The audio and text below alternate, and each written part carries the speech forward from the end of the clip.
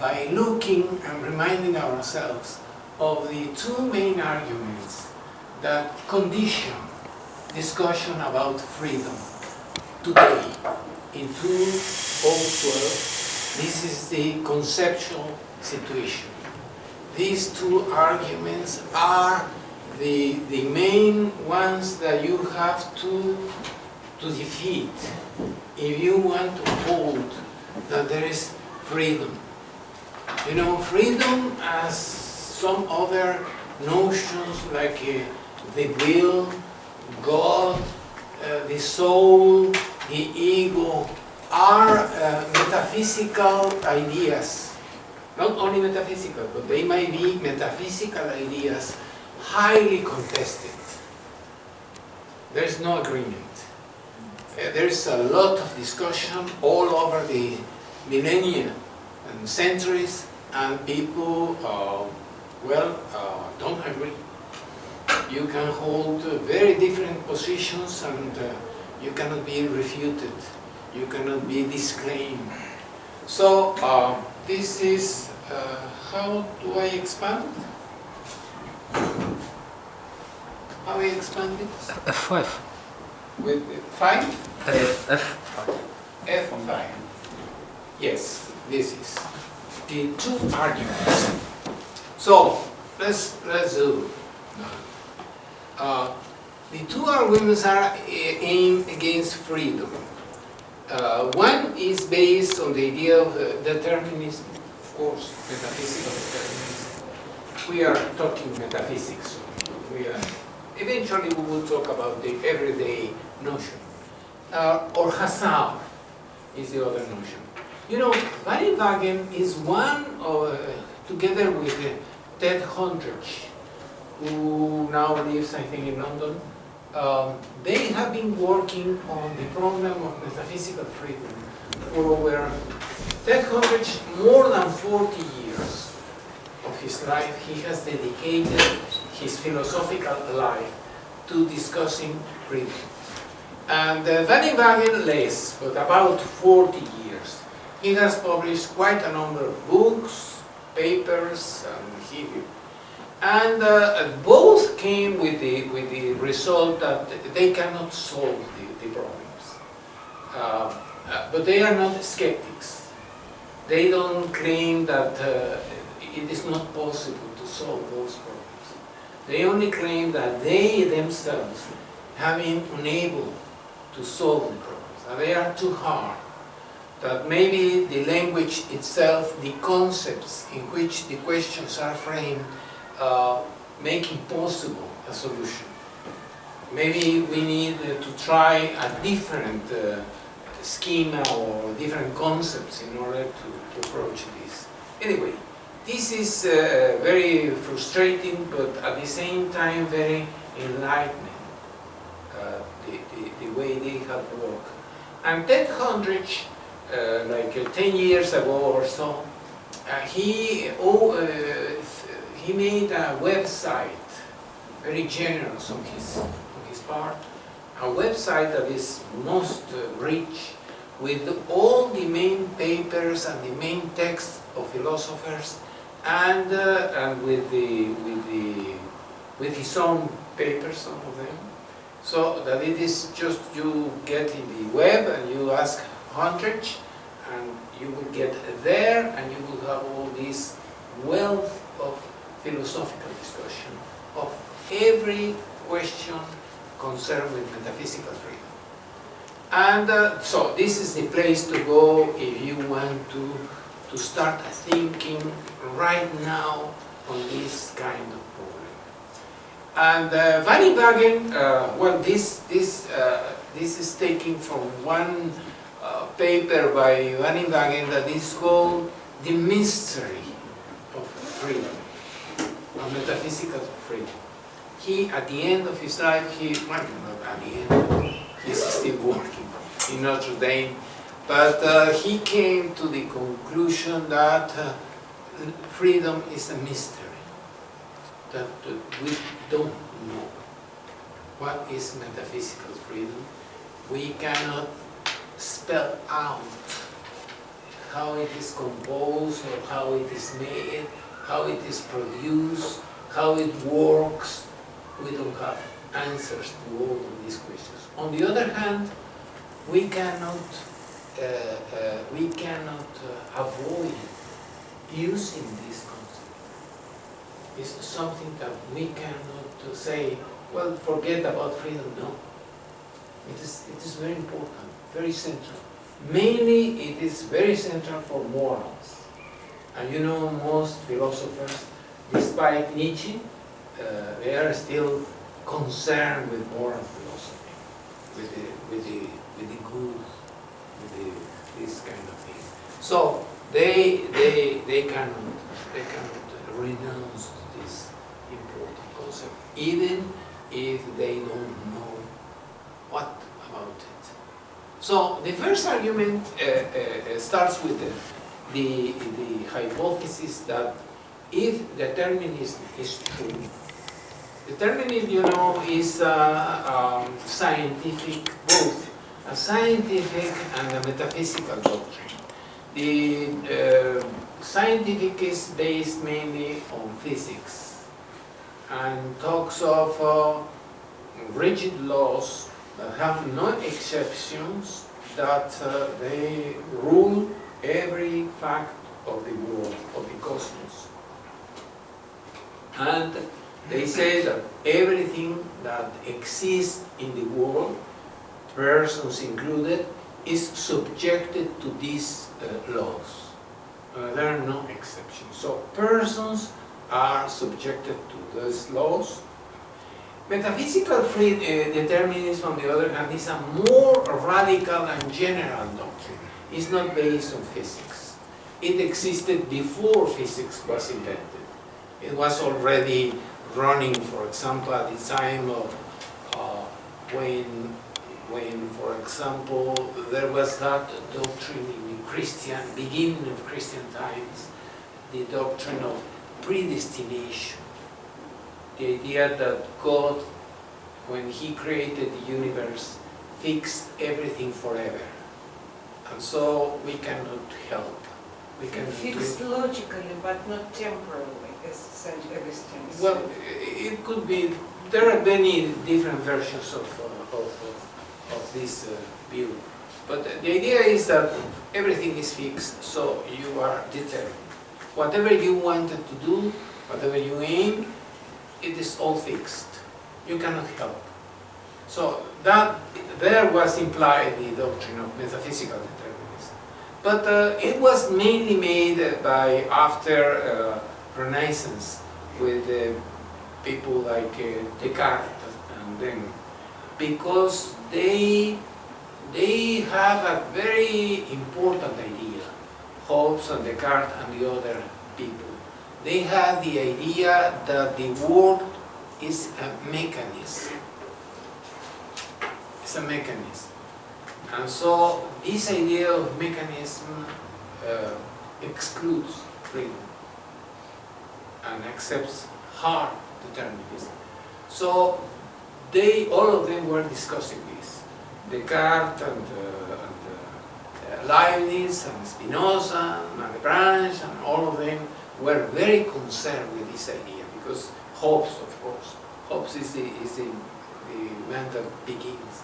Because they said, well, if mechanism is true, then no freedom and no morals, and not many other things. So we have to find a way out of this.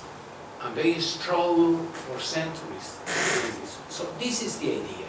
The idea I can summarize in 5 premises and the conclusion. If there are choices, there must be alternatives. There must be different courses of action open to the person who makes a choice. And if there are alternatives, they must conform to natural laws, because everything is subjected to these natural laws. And then choices are of alternatives conform to natural laws. If natural laws are or exist, they should be deterministic. That means they don't tolerate any exceptions. and they rule only one outcome, not two, not three, not many, just one. So if there are deterministic natural laws, only one possible outcome is possible. And then, if that's the situation, we can conclude that there are no choices, and because there are no choices, there is no freedom. This is the first argument. So it goes. Now, many people think that if we take off determinism, everything will be happy. No determinism, then we are free. That's what many people think. But Wagen finds a way of arguing that also, if there is no determinism, also we are not free. So it is all-inclusive, either or, in both. And this is the second argument. The second argument says, if there are no determinism, then there is hazard. This is the so the first premise says, if natural laws are indeterministic, there is more than one possible outcome or future.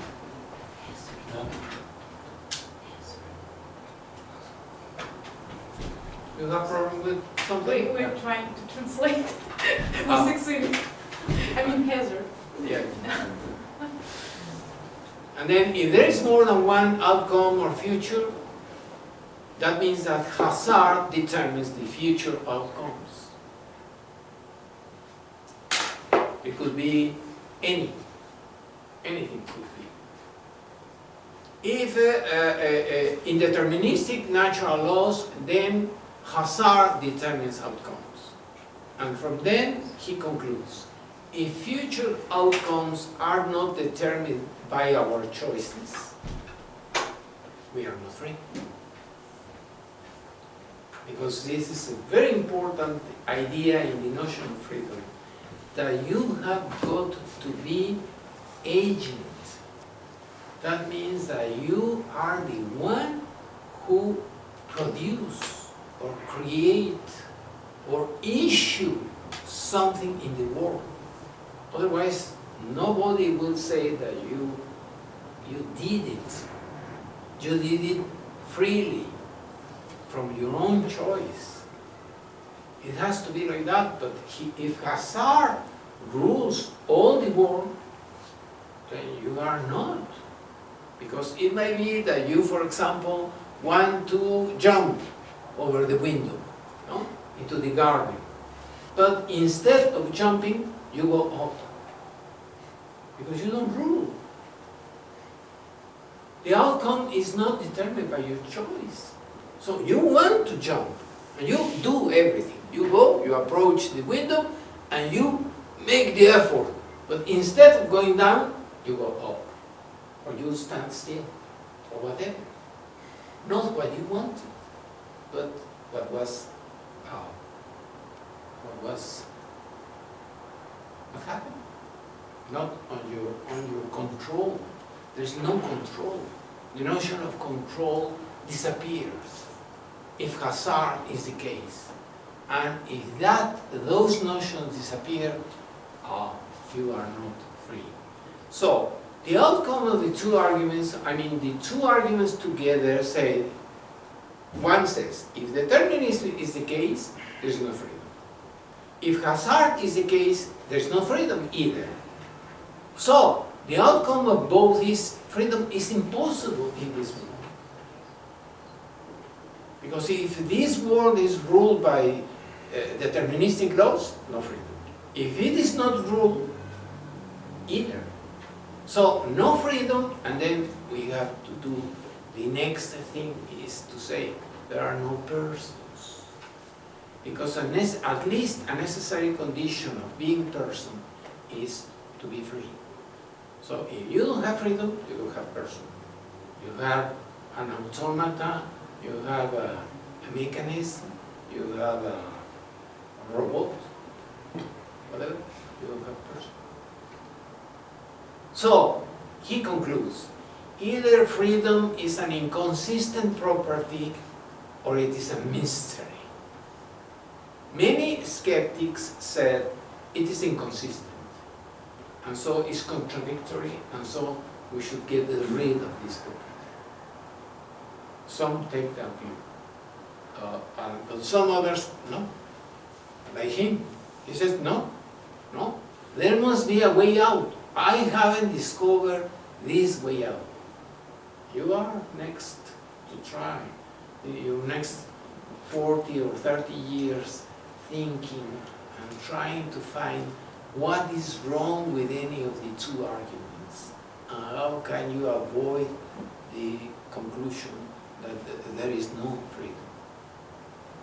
No? This is it. So this was. Do you want to say something? Well, Yes.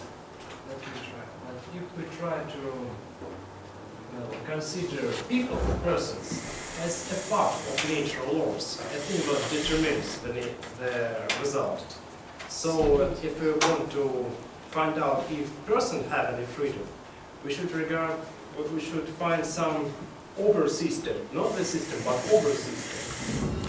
Well, I'm sorry, I can't formulate my. What do you mean over system? Not system, meta system, yeah.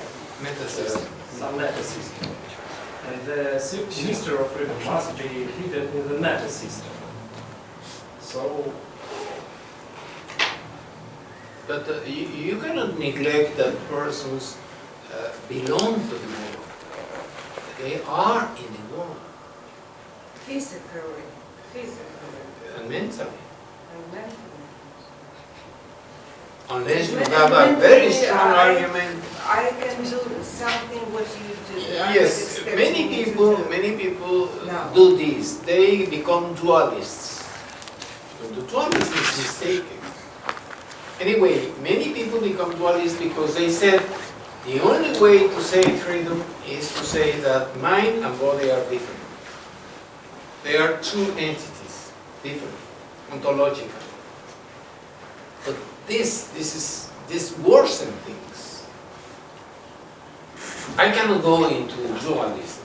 I have gone in some other writings, but I think this is all mistake. In my book that is translated, I dedicate one chapter to dualism and saying why dualism is mistaken. But many people have done this.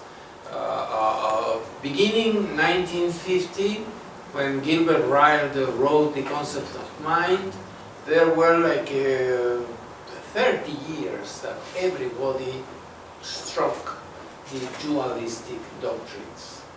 And but now there are some people that hold that there must be a way with the realism. For example, Peter Unger of New York University, he holds this exactly. He holds that the only way to have freedom is to be a dualistic. So he says, I must restore dualism. But to my mind, he hasn't done that. But you may try to see how he tries to handle the main difficulty by going dualism.